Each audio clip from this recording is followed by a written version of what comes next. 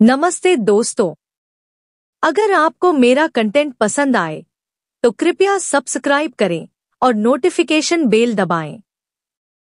आपका समर्थन बहुत मायने रखता है और मुझे और भी अच्छे वीडियो बनाने में मदद करता है। चलिए शुरू करते हैं। जय श्री कृष्ण भक्तों, आज हम आपको सुनाने जा रहे हैं वैतरणी पार करती आत्मा की कथा, गरुड़ पुराण के 7 पुण्य कर्मों की अमर गाथा। प्राचीन समय की बात है। मृत्यु के उपरांत आत्मा का मार्ग सरल नहीं होता। जब शरीर पंचतत्व में विलीन हो जाता है तब आत्मा अकेली खड़ी होती है उस रहस्यमयी मार्ग पर जहां उसे एक नदी का सामना करना होता है, एक भयानक, अकल्पनीय और पीड़ा देने वाली नदी, जिसे गरुड़ पुराण में वैतरणी कहा गया है। आखिर वैतरणी नदी का रहस्य क्या है?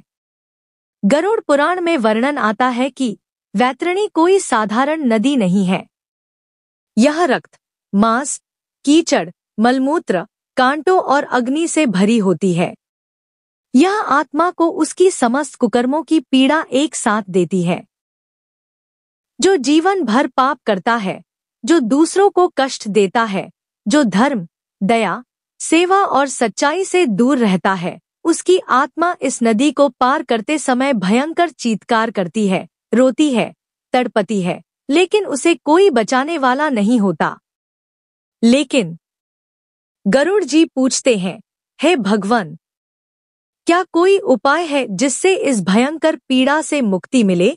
भगवान विष्णु उत्तर देते हैं, हाँ गरुड़, यदि कोई व्यक्ति जीवन में 7 विशेष पुण्य कर्म करता है तो उसकी आत्मा इस वैतरणी को बिना कष्ट के पार कर जाती है। गाय की पूंछ को पकड़कर जैसे बच्चा अपनी माँ की उंगली पकड़कर नदी पार करता है।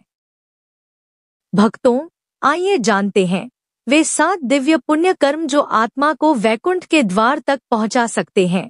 जब शरीर पंचतत्व में विलीन हो जाता है तब आत्मा एक ऐसे अदृश्य मार्ग पर अकेली खड़ी होती है जहां न कोई अपना होता है, न कोई सहारा, और उसी रहस्यमयी मार्ग पर आगे बढ़ते हुए वह पहुंचती है एक भयानक, रक्त और मल से भरी, कांटों और ज्वालाओं से जलती हुई नदी के किनारे, जिसे गरुड़ पुराण में वैतरणी कहा गया है। यह नदी साधारण जलधारा नहीं, बल्कि पापियों के लिए शुद्ध नरक की अनुभूति है।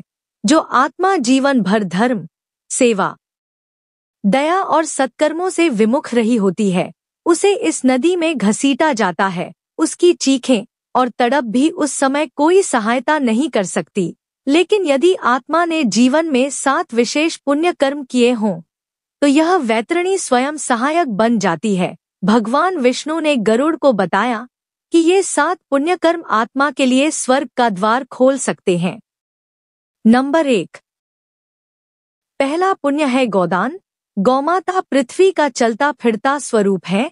वेदों में वर्णित है कि जिस घर में गौ निवास करती है वहां लक्ष्मी स्थायी वास करती है। जब कोई व्यक्ति श्रद्धा से गौ का दान करता है, चाहे वह संपूर्ण गौ का दान करता है या गौशाला में चारा पानी देकर उसकी सेवा, तो वह पुण्य फल रूप में उस आत्मा को वैतरणी पार कराने की सामर्थ्य देता है। मृत्यु के बाद वही गौ आत्मा को पूंछ पकड़ाकर उस नदी के पार ले जाती है, जैसे एक माँ अपने बालक को गोदी में लेकर उफनती धारा पार कर जाए। नंबर 2, दूसरा पुण्य है तीर्थयात्रा और तीर्थदान। जब व्यक्ति श्रद्धा से पवित्र तीर्थों जैसे काशी, हरिद्वार, गया, बद्रीनाथ, पुष्कर, रामेश्वरम आदि में स्नान करता है, वहां ब्राह्मणों को अन्न, वस्त्र, स्वर्ण या भूमि दान करता है, तब वह अपने पूर्वजों की आत्मा को तृप्त करता है और अपने भविष्य के पथ की बाधाओं को शुद्ध करता है। गरुड़ पुराण कहता है, और अपने भविष्य के पथ की बाधाओं को शुद्ध करता है।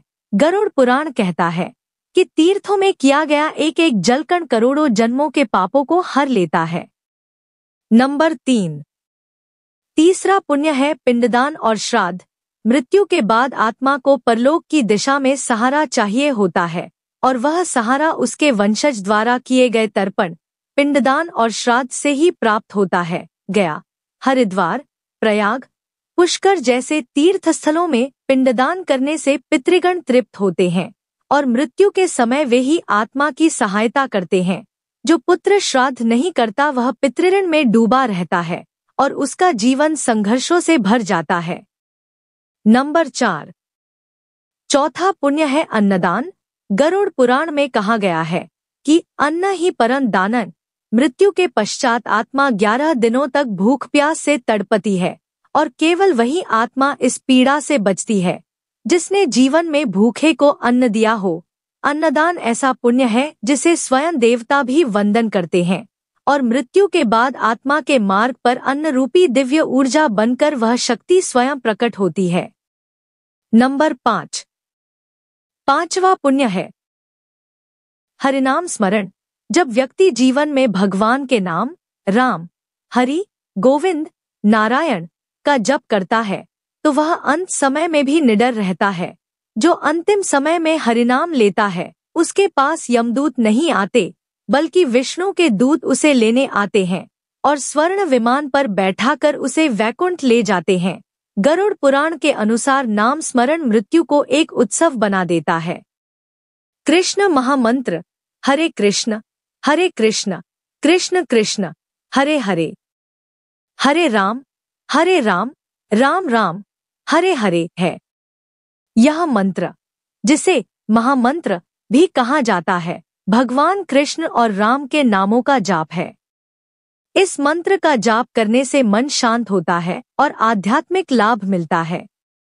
यह मंत्र कलिसंतारण उपनिषद में दिया गया है और वैष्णव इसे महामंत्र मानते हैं। इसका जाप करने से कलयुग के बुरे प्रभावों से मुक्ति मिलती है। हरे राम राम राम हरे हरे महामंत्र में हरे का क्या अर्थ है? इसका अर्थ है कि 16 नामों तथा 32 वर्णों से युक्त महामंत्र का कीर्तन ही कलयुग में जीवों के उद्धार का एकमात्र उपाय है। चैतन्योपनिषद में कहा गया है, सह एव मूल मंत्र जपति हरेर इति कृष्ण इति राम इति। अर्थात इस मूल मंत्र का जप श्री हरि भी करते हैं, वही हरि जो कृष्ण है, वही श्री राम है। नंबर 6, छठा पुण्य है ब्राह्मण सेवा और ब्राह्मण दान। ब्राह्मण वेदों के ज्ञाता, यज्ञकर्ता और धर्म के स्तंभ होते हैं। जब कोई व्यक्ति श्रद्धा से ब्राह्मण को अन्न, वस्त्र, छत्र, स्वर्ण या भूमि दान करता है तो वह धर्म की रक्षा करता है और ब्राह्मण की संतुष्टि से देवता प्रसन्न होते हैं। यह पुण्य आत्मा की यात्रा में एक दिव्य आभा बनकर उसके चारों ओर सुरक्षा कवच निर्मित करता है। नंबर 7, सातवां और अंतिम पुण्य है तिल, जल और स्वर्ण का दान, जो सूक्ष्म लोक की शांति का कारण है। तिलकुंभ स्वर्णदानम पाप विनाशनम स्मृतम। तिल पितरियों के लिए, जल प्यास बुझाने के लिए, स्वर्ण आत्मा की ऊर्जा बढ़ाने के लिए। ये 3 दान इतने सूक्ष्म हैं कि इनका प्रभाव मृत्यु के बाद की यात्रा में अत्यंत महत्वपूर्ण हो जाता है। तिल का दान पितरों की शांति देता है, जल का दान मृत आत्माओं की पीड़ा शांत करता है और स्वर्ण का दान आत्मा को दिव्य तेज और आभा प्रदान करता है। गरुड़ पुराण कहता है कि जो यह दान करता है उसकी आत्मा का मार्ग सुगम और दिव्य बन जाता है।